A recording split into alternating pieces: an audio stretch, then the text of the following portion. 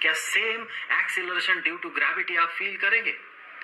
अगर मान ले कि इस सरफेस में आप फील कर रहे हैं कि एक्सीलरेशन ड्यू टू ग्रेविटी है 9.8 मीटर पर सेकेंड स्क्वायर, अगर आप थोड़ा ऊपर चढ़ जाते हैं यहाँ पर, क्या आप same acceleration due to gravity feel करेंगे या नहीं करेंगे?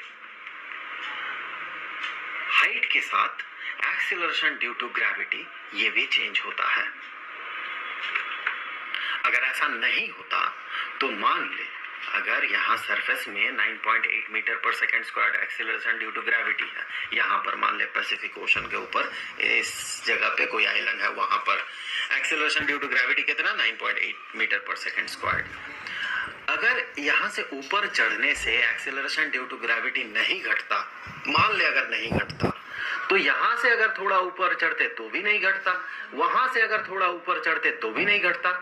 हम जस्ट कॉमन सेंस यूज कर रहे हैं। तो फिर यहां से कितने भी दूर चले जाएं, उसी लॉजिक से, सेम लॉजिक से हम ये कह सकते हैं एक्सीलरेशन ड्यू टू ग्रेविटी होना चाहिए था 9.8 मीटर पर सेकेंड स्क्वायर्ड। क्या ऐसा होगा अगर आप अर्थ से बहुत बहुत बहुत दूर चले जाते हैं और मान ले आपके आसपास कोई और प्लैनेट या फिर कोई और स्टार भी नहीं है, कुछ नहीं है, लेकिन आप अर्थ से बिलियंस ऑफ किलोमीटर्स दूर हैं, तो क्या इसी एक्सीलरेशन से आप अट्रैक्टेड होंगे अर्थ के तरफ?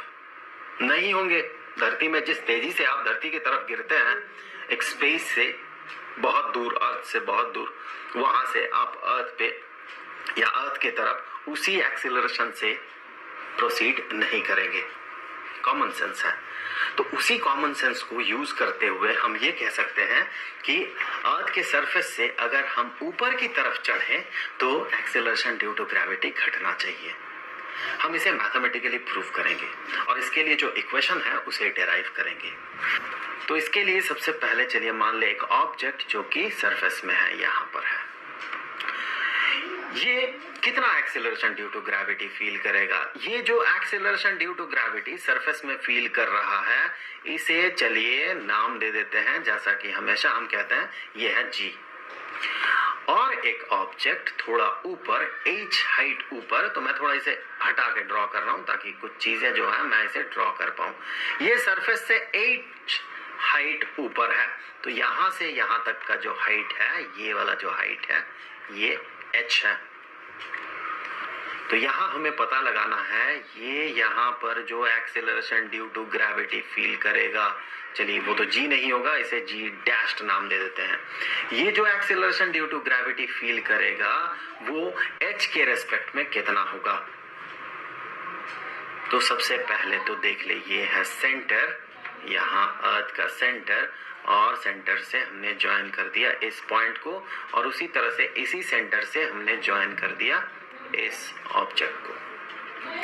तो अर्थ का जो रेडियस है इसे कैपिटल R से डिनोट कर रहे हैं। तो ये अगर कैपिटल R हुआ अर्थ का रेडियस, या फिर कहें ये जो ऑब्जेक्ट है ये सेंटर से जितना दूर है वो R है, तो फिर हम ये कह सकते हैं कि यहाँ से अर्थ के सेंटर से इस सरफेस तक का डिस्टेंस चूंकि r है और सरफेस से इस ऑब्जेक्ट तक का डिस्टेंस चूंकि h है, तो ये जो टोटल डिस्टेंस हो जाएगा, ये टोटल डिस्टेंस होगा r प्लस h। अब हम पता लगाएंगे कि दोनों में कितना फोर्स एक्सर्टेड होगा, इस ऑब्जेक्ट में कितना फोर्स अप्लाई होगा और इस ऑब्जेक्ट में कितना फोर्स अप्लाई होगा। सबसे पहले तो पहला वाला ऑब्जेक्ट जो है, ये पहला वाला